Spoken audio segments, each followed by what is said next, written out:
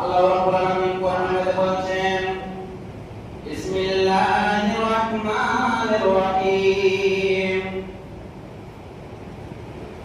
আল্লাহ রাব্বুল আলামিন সমস্ত মুসলমানকে এই দুনিয়াতে দেখার আগে বলে দিয়েছেন, বান্দারে আমার বিসমিল্লাহির রাহমানির রহিম।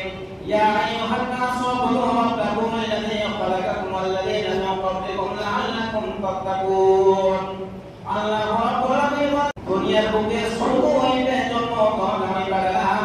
আল্লাহ রাব্বুল আলামিন বলেছে শুধু আমার ইবাদত করার জন্য, শুধু তাই নয়। আল্লাহ রাব্বুল আলামিন বলেছেন তোমার থেকে প্রথম যে আমি মানুষ বানালাম তাকে আমি কোরআন থেকে হুকুম দিয়ে দিয়েছি আমার ইবাদত করতে হবে। আজকে মানুষ নাই দুনিয়াতে বিদায় হয়ে গেছে, আজকে আমরা আছি।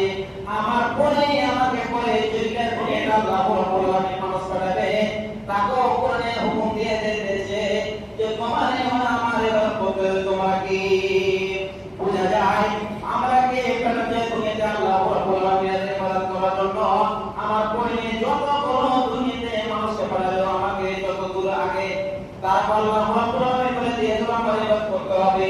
আমাকে পরে যে আমার